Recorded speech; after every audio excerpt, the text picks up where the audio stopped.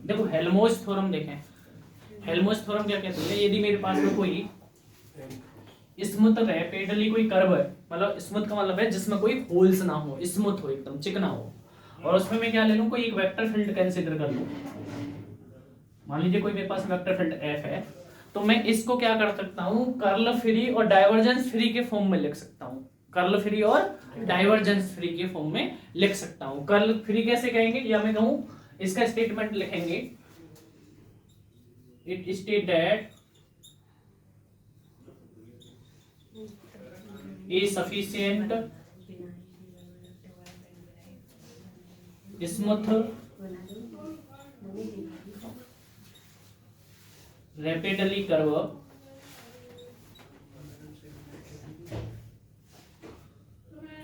ए vector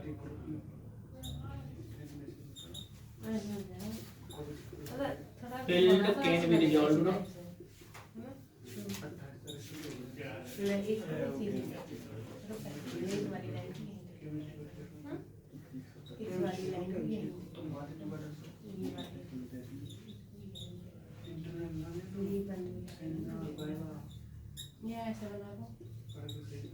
और मेरे पास में can be resolved sum of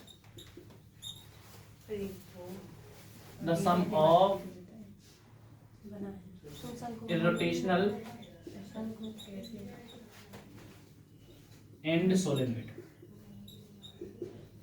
देखो मेरे पास में क्या है, इधर देखो मेरे पास में कोई स्मूथली कोई कर्व है, कोई रैपिडली डिकेइंग कोई कर्व है, कैसे किसी टाइप का भी कर्व हो सकता है, ऐसा कोई कर्व हो सकता है, और उसमें मैं क्या ले लूं, कोई वेक्टर फील्ड ले लूं, मैं एफ ले लूं, तो मैं उसको क्या कर सकता हूं, डाइवर्जेंस फ्री और कर्ल फ्री वेक्टर के फॉर्म में रिजॉल्व कर सकता हूं, सॉल्व कर सकता हूं।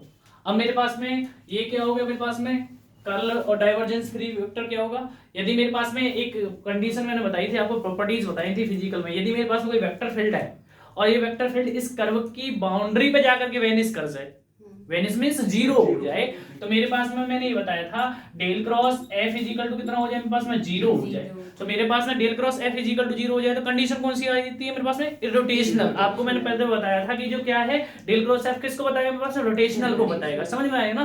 कंडीशन कौन सी होगी, इरोटेशनल होगी, और वो कौन सा मेरे पास में कर्ल होगा तब हमें क्या बताएगा, इरोटेशनल बताएगा। यदि मेरे पास में डेल डॉट एफ हो जाए तब मेरे पास में क्या होगा, जीरो, सोलेनोइड होगा, ठीक है ना। तो मेरे पास में क्या होगा, ये कौन डॉट क्या बताता है मेरे पास में, डाइवर्जेंस, और ये क्या बता रहा है मेरे पास में, कर्ल। तो मैं एक ऐसे स्टेटमेंट को इस एक वेक्टर फील्ड को इसके बिना कर्ल, ना तो मैं कर्ल को यूज करूं और ना मैं इसको क्या करूंगा, डाइवर्जेंस को बिना यूज किए मैं क्या कर सकता हूं, इसी वेक्टर को एक स्मूथ वेक्टर फील्ड में इसको क्या कर सकता हूं, मैं डिफाइन कर सकता हूं। और डिफाइन करने का मतलब क्या हो गया, वो हो गया मेरे पास F vector is equal to होगा माइनस के डेल डॉट फाइव प्लस के क्या हो जाए मेरे पास में del vector cross A vector के बराबर हो जाएगा। वेयर मेरे पास में क्या होगा, जो फर्स्ट टर्म होगा, फर्स्ट टर्म क्या होगा मेरे पास में, फर्स्ट टर्म बताएगा मेरे पास में और इररोटेशनल को। वेयर पहले आप बताएंगे वेयर क्या है मेरे पास में, फाई क्या है मेरे पास में, स्केलर पोटेंशियल, स्केलर पोटेंशियल ले लिया है, या मैंने कोई क्या ले लिया, स्केलर फील्ड भी बोल सकता हूं, स्केलर फील्ड बोल सकता हूं। और ए क्या है मेरे पास में, ए जो है मेरे पास में क्या है, वो है वेक्टर पोटेंशियल, दोनों में डिफरेंस है। ये क्या है मेरे पास में, वेक्टर पोटेंशियल। तो तब मेरे पास में क्या होगा, देन तब मेरे पास में क्या होगा, द फर्स्ट टर्म रिप्रेजेंट क्या करेगा, क्या रिप्रेजेंट करेगा, इररोटेशनल,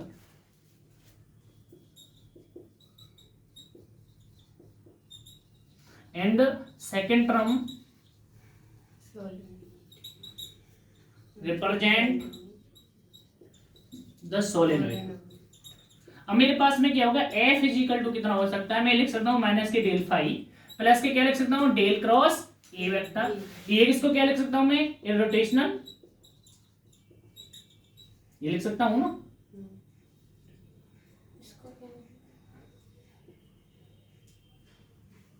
ऐसे कर दीजिए, और इसको क्या बोल सकता हूं मैं, सोलेनोइड।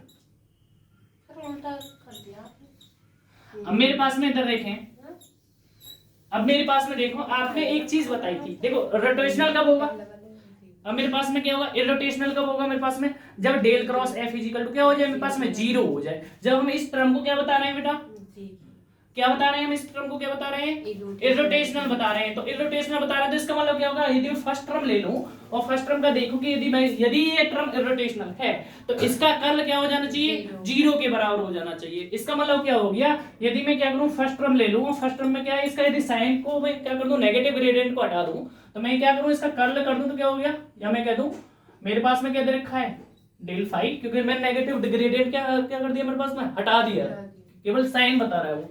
अब मेरे पास में क्या टेकिंग कर्ल, या मैं ये भी लिख सकता हूं एफ इजिकल टू, ये तो लिखूं टेकिंग कर्ल बोथ साइड। तो मेरे पास में क्या होगा, डेल क्रॉस एफ, और डेल क्रॉस एफ क्या हो जाएगा, del into del cross phi. और आपने पता है कि मेरे पास में क्या हो गया, ग्रेडियंट ऑफ कर्ल क्या होता है मेरे पास में, जीरो। मेरे पास में क्या हो रही है, ये कंडीशन कैसी हो रही है मेरे पास में, सेटिस्फाई हो रही है ना, हो रही। और इसमें देखो, इसमें कोई कर्ल का फॉर्म लिखा है हमने, नहीं लिखा है, जबकि हमें पता है कर्ल के फॉर्म में क्या होता है, इररोटेशनल हो रहा है। तो इसका मतलब क्या है, ये वाला टर्म क्या बता रहा हूं मैं, इररोटेशनल पढ़ा रहा हूं। और इसलिए मैंने लिखा है दो definition, is a vector field can be resolved curl और डाइवर्जेंस फ्री वेक्टर। आप ये भी थ्योरी में लिख सकते हैं, या यहां से लिख सकते हो can be resolved sum of the irrotational and solenoid. समझ में आ गया ना। अब मेरे पास में क्या है, सेकंड टर्म की हम बात करें, यदि मैं सेकंड टर्म भी ले लूं तो मेरे पास में क्या होगा, डेल क्रॉस ए, आपने क्या बताया है इसका, सोलेनोइड बताया है। और सोलेनोइड के लिए आप क्या करते हैं, डाइवर्जेंस करके देख लो, यदि वो जीरो आ रहा है तो मेरे पास में क्या होगा, ये जो टर्म होगा वो किसको डिफाइन करेगा, सोलेनोइड को डिफाइन करेगा। तो हम देखेंगे del dot del cross A किसके बराबर होता है, जीरो के बराबर। तो इसका मतलब क्या होगा, जो सेकंड टर्म है, जो हेल्महोल्ट्ज इसके जो थ्योरम है वो क्या बताएगा मेरे पास में, सोलेनोइड को बताएगा। हेल्महोल्ट्ज जो थ्योरम है उसका जो फर्स्ट टर्म किसको बताएगा, इररोटेशनल को बताएगा, सेकंड टर्म जो क्या बताएगा मेरे पास, सोलेनोइड को बताएगा। और वो दोनों टर्म कैसे होंगे, divergent and curl free vector होंगे। ये ओनली इसका एक स्टेटमेंट, करो नोट।